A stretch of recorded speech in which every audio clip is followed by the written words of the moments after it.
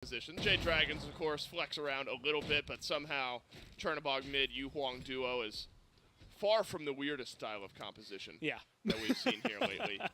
Looks like Panicat gonna go Warlock Staff. I mean, maybe the opening is that, like, in early levels, the Yu Huang feels pretty comfortable and vote on this Freya no longer something you can just steamroll early on in the lane. So maybe you're matching up some good early game with some good early game. Don't know if we'll see much over on this side of the map either. But Desk really hoped that come level 5, we'd see Sanford Soccer, the one that maybe starts to break some of the, I'm gonna use a good word, break some of the quagmires that we see in a few of these different lanes. Like the guy from Family Guy. Or, I know it's a word outside of that, but I could literally not tell you the definition. You could ask me right now to describe, even with context clues, I would fail at telling you what that means. It is a big swath of, like, insurmountable, swampy, either land, if you're speaking literally, or it's like a situation where that makes sense, because like a mire, marsh, very similar. Okay. Right, so just something you're stuck in. And so whether it could be the laning phase, I think maybe Sanford Soccer, according to the desk, the one they want to see break the laning phase, and that's what's happening over in solo. Nika gets a nice heal. No chance Nika gets out, right? Gallops away. Sanford Soccer will not finish off the kill on Nika. Cubo Fred, though, in over from the jungle. Execute range reach just barely. And Fine OK will live as well. There is like a 3-inch difference of Nika dying there and Nika living there. Yeah. And it all comes from that Fear No Evil and whether or not he gets pushed fully into the tower and takes the shot or doesn't. He doesn't, and he gets to walk away there. I mean, a massive heal from the RDO keeps him chugging. And then it comes down to how badly do you want this if you're Sam, right? Yep. You hear the Achilles behind you. You know, you might be able to close the gap, should have a monkey to throw out there and teleport to, but it just seems like an overcommitment, especially to dive the tower. Could be a kill on the Fine OK here, but the dash, enough to get out to safety. Panicat, I think his dash may still be on cooldown, used it just a moment ago. Oh, the rotation in from Pagon, though, as Chernabog makes his way to his home in the duo lane. Sprint used, vote. No more Valkyrie's discretion, and no more life. That'll be first blood to the Jade Dragons, and Mike, more specifically.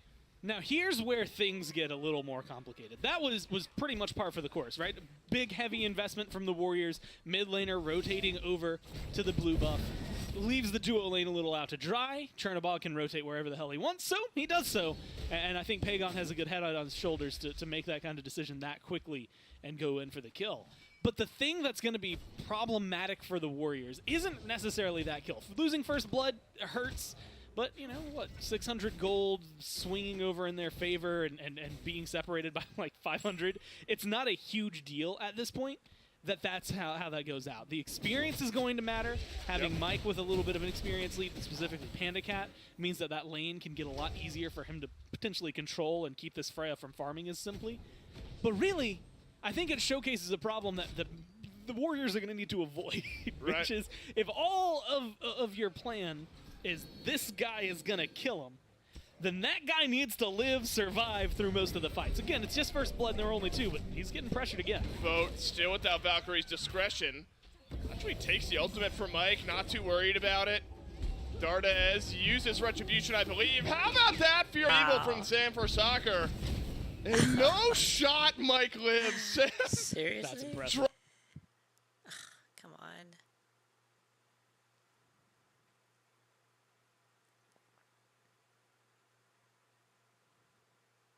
Drops the Fear No Evil. That's so good. Says bye-bye to the rest of the Oni Warriors. But has Sam now put himself in a bad spot? Yes, but enough disengaged to keep a 0 on the board for the Oni Warriors. Of everybody tag teams, who's in the worst position eventually?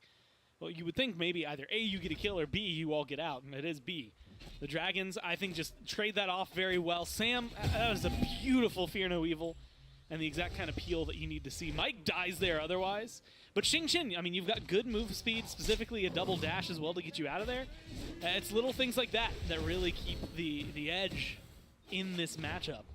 And I think it goes to show even more that the Warriors, while they're strong this early on, still need a little bit of time to bake before they're fully ready in what this game's going to bring. Golden Blades finished off. You've got a Warlock Sash being built up here by Nika, so stacks are starting to get online for those that want it.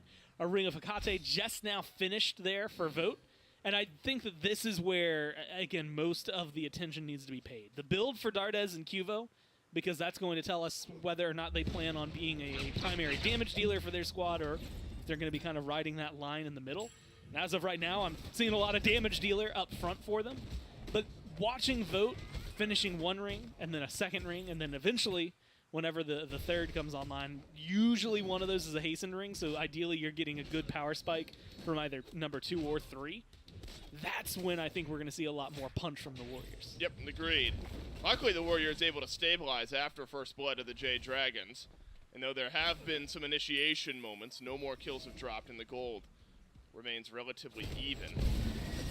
Dardes gets Golden Blade here in mid, so, you know, I guess that helps out with some early farm, clears up the speed, or speeds up the clear, there we go, over in mid.